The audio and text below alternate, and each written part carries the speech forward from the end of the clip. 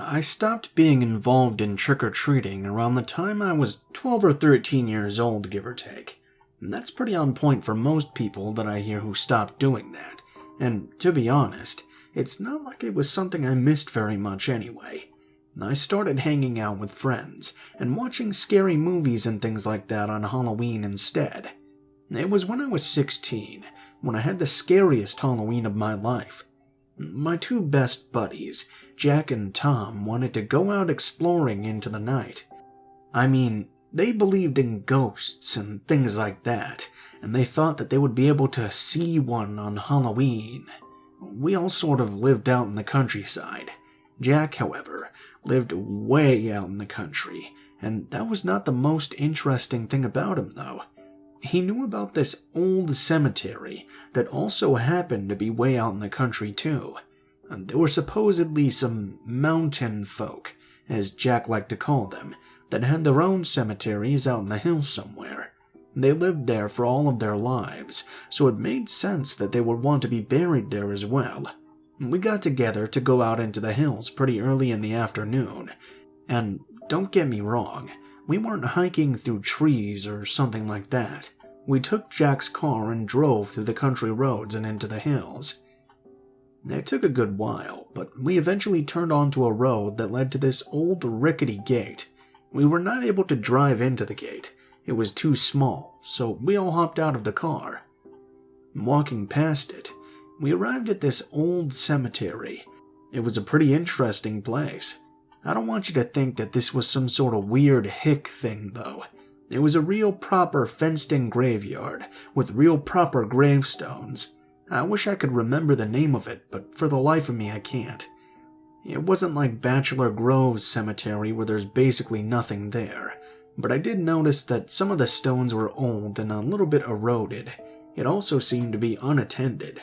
Trees and other plant life had grown over it, and it was definitely a spooky thing to experience on Halloween. We walked through and explored this graveyard. It was beginning to get dark outside now. We were young and not really skeptical, so in a way we were hoping that we would experience a graveyard ghost or something like that. As we continued walking, we came upon this tomb that was about in the middle of the graveyard. This whole time, I actually expected that Jack had been to the graveyard before. I mean, he had driven us there, and he wasn't following a map or anything like that. I also thought, naturally, being the prankster that Jack happened to be, that he had probably set something up to try and scare Tom and me. When we got to that tomb, it just seemed like the perfect setup. "So, you guys want to go in?" Jack asked. Tom was hesitant to go in. I was hesitant in a different way. Like, I was expecting Jack to do something. He was too good of a practical joker to not take this opportunity, but he had to think that we would be hesitant to go into the tomb. Maybe he would play the joke outside of it. I wasn't exactly sure which one he would do. "I'll go in first if you two are too chicken," Jack told us. He walked over, and the door to the tomb was slightly ajar. My suspicion was that he had been in there before and had left it that way. I did not follow Jack into the tomb. For a few moments, it was quiet. I was just waiting there for the jump scare to come. I had braced myself for it, waiting. I waited longer and longer. "Hey, Jack!" I called out to him. "You're not scaring us." No answer. "Hey, Jack, just come on out now," I told him. No answer again. I told Tom that I thought we were going to have to play this out. Jack wasn't going to give in, so we might as well just go into the tomb and get it over with. "We're coming in, Jack, but we won't be surprised," I yell. We slowly went in and opened the door. Jack was there, lying on the floor. As I got closer to him, I noticed two things. Jack was bleeding from the head, and he wasn't breathing either. I quickly moved Jack onto his back. I made sure I was right, and yeah, he was dead. He wasn't breathing at all. I started performing CPR immediately. Fortunately, we had learned it in driver's ed. I kept doing it, and it kept taking a whole lot of time. I was scared that I didn't know why my friend was suddenly dead. I also didn't know what he had been hit on the head with, but I was too busy trying to get him back alive again. It took a good minute, but he finally began to breathe once more. It wasn't like what you see in a movie. The breathing began slowly, and Jack wasn't really back to being Jack yet. He was breathing and his eyes were open, but I could tell there was nothing behind the eyes. And Tom and I got Jack back up. We were able to get him out of the cemetery and into the car. From there, we had to rush him to the hospital, and we did it as fast as we could. After that, Jack just wasn't Jack for a while. I don't know exactly how to explain it. He didn't talk to anyone, and he barely moved. After about a week, he began trying to bite everyone. When he finally began getting his personality back, we tried to figure out what happened. All he could remember was briefly seeing someone for a moment before getting hit in the head with a rock, but when we went back to the tomb, there was no one there, and no rock around that had blood on it either. We didn't see anyone around when we were in the tomb. I don't think Jack could have done that to himself. I mean, that would be the dumbest prank of all time, because he would have killed himself if we weren't there. So, to this day, we don't know who attacked Jack, or what really even happened. We have gone back to the tomb several times, but each time we go, there's been nothing.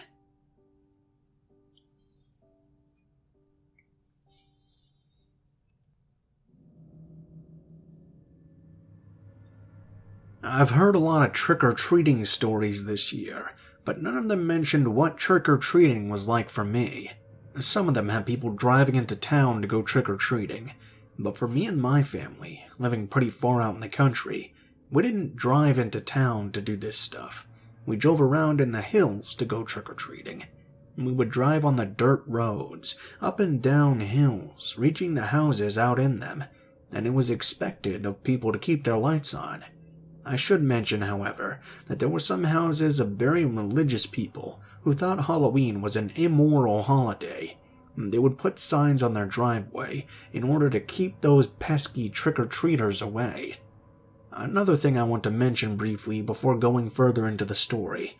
This was quite a long time ago. This was long before people started believing that Halloween treats had to be checked for things like poison or razor blades or things like that.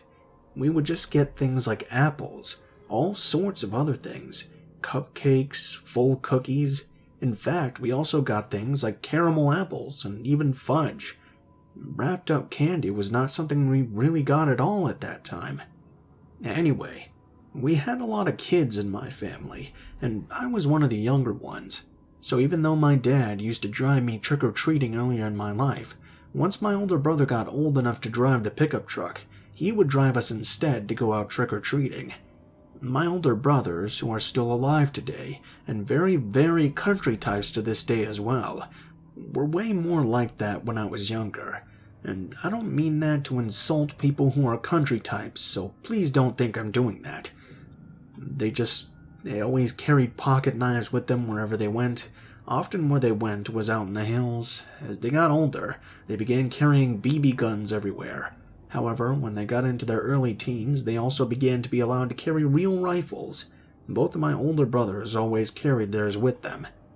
Another thing is that my older brothers were driving the old pickup truck when they reached the age of 13. They were actually taught to drive at a younger age. I was too. But they were allowed to drive out by themselves, and drive out with us kids as well. And that's what happened on the Halloween night that this story took place. I was only 11 years old at the time, so I was still at an age where I could get scared of a lot of things. We were getting ready to go trick-or-treating, and this was all happening on Halloween night. They didn't have it on different days back then. You just went on Halloween, and trick-or-treating was meant to do at night too. My older brothers got to drive us out when we went trick-or-treating, but this time, they were actually driving the car, not the pickup truck. That was somewhat rare, but my mom didn't want them taking the truck out after dark. She thought doing this would be a lot scarier for me, my younger brother, and sister. So, it was 5 of us in the car. We drove out into the country to begin our trick-or-treating. It was pretty straightforward. If people were not participating, there would be some indication of this at the end of the driveway. However, most of our neighbors out there were taking part, and we got lots and lots of treats. We didn't drive up to the houses, though. We slightly pulled into the driveway, got out of the car, and walked up to the houses. That was the procedure. I wasn't really scared of driving around at night in the hills.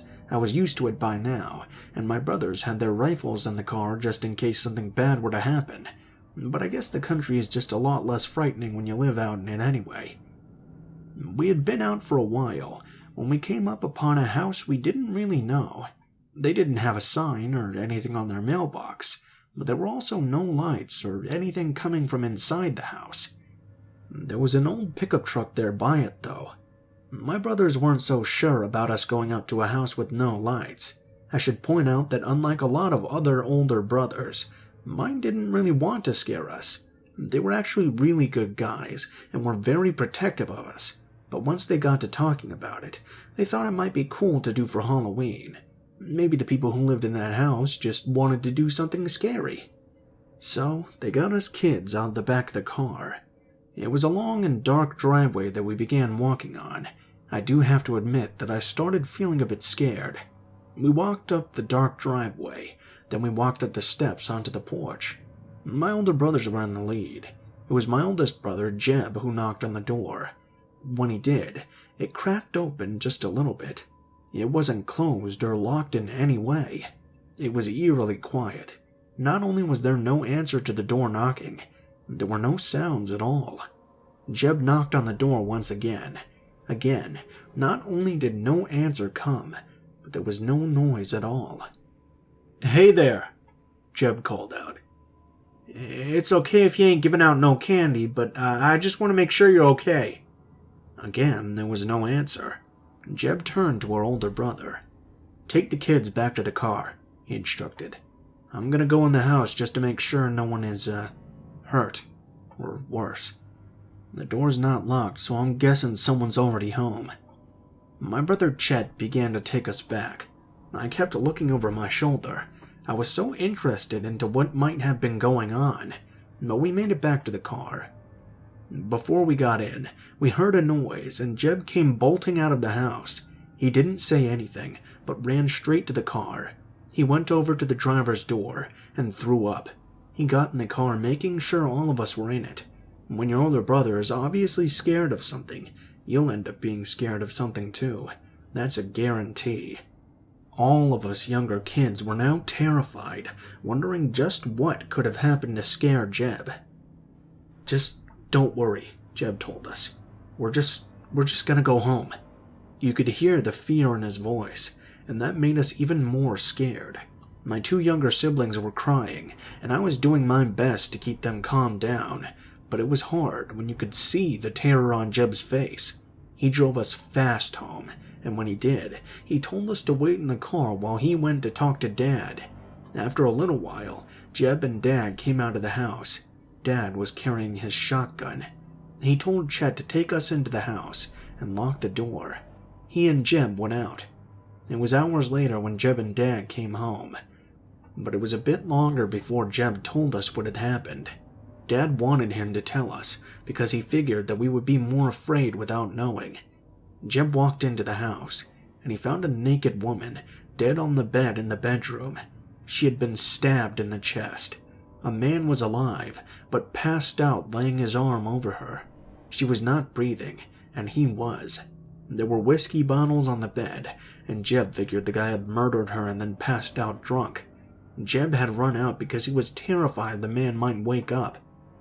My dad called the law, and then he and Jeb went back to the house to make sure that guy didn't leave. I don't know much else about the story. My dad wouldn't let us listen to anything about it on the radio, and it happened so long ago, I haven't seen any articles about it online. I can only assume the man went to jail.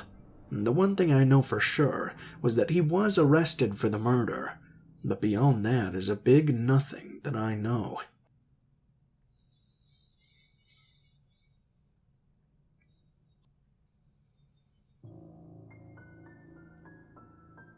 Halloween is my favorite holiday. I love giving out candy to trick-or-treaters and things like that. However, I did have one Halloween that did not go very good for me. I was living alone in a 2-bedroom house that I bought when I was only 19 years old. This story happened 5 years after that. The house I bought was a bit far out in the country. That was why I was able to get it for as cheap as I did, but it was still a nice enough house. On this Halloween night, people drove up to my driveway, got out of the house, and came onto my porch for treats. I would sit on my rocking chair dressed as a witch and give out Reese's peanut butter cups. I know, everyone likes those. After the trick-or-treating was over, it was now dark outside. I went back inside my home and decided to just sit down and watch some TV. I did this for several hours before at one point dozing off. Suddenly, I woke up to hear a noise. Looking up, I went over to my front door and looked out the window. Someone was on my porch, and I could hear their movement. "Hello?" I called out. There was no answer. "Is anyone there?" I asked. I grabbed a poker from my fireplace, and then I walked over to the front door. I looked out the window and didn't see anything. I immediately began thinking it must have been a raccoon or something like that. I opened up the door just a little bit, and I saw these terrifying eyes looking directly at me as I did. There was a mountain lion sitting on my porch, and it was tearing apart a deer right on there. I immediately closed the door. I didn't want the lion to think I had any intention of taking this Halloween treat away. Those eyes had told me to go far away, and so I did. I didn't call out animal control or anything like that. I knew the lion hadn't done anything wrong. I didn't want them to come out and put it down or something, but it had pretty much trapped me inside my home. It was weird. I didn't think this was a normal thing for a mountain lion to do. I mean, it must have chased the deer into my yard and decided to just eat it right there. It was there for a long time, actually. I just waited and waited for it to eventually leave. When the mountain lion finally left, I went nervously to open the door. When I opened it, I saw nothing but a bloody mess it had left behind. I know some people might not think this is a very scary story, but if you've never looked into the eyes of a mountain lion sitting on your porch, consider yourself lucky.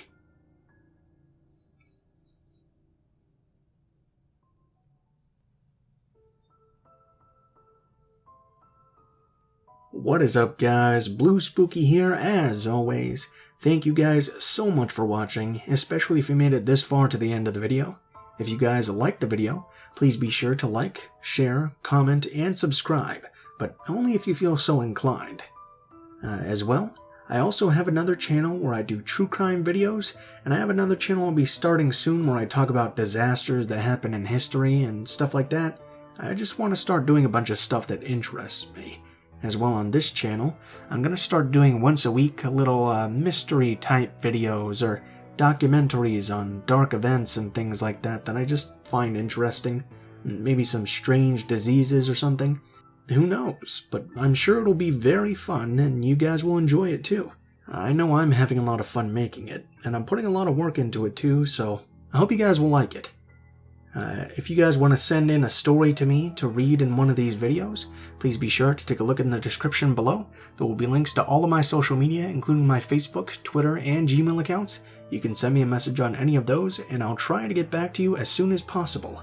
If you do decide to send in a story, please be sure to include in the tagline what the name of the story is, the type, if it has one, and how you would like to be credited in the description of the video the story appears in.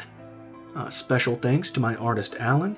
He does all of my art for this channel and my true crime channel. He also does commissions, so if you like his work, check him out. He will be in the description of the video as well. If you're curious about the music used in this video, it's always listed in the description below in the order which it appears, so you can go ahead and check it out there as well. There will be links to the artists. I usually use Miyuji Music or Deblato Studios, so you guys can go ahead and check them out directly if you like them as well. If you have any thoughts or criticisms on this video, please be sure to leave it in the comments below so I can know what I can do to improve in the future. Other than that, I think that's pretty much it for now, guys, so thank you so much for watching, and I hope you guys have a great day.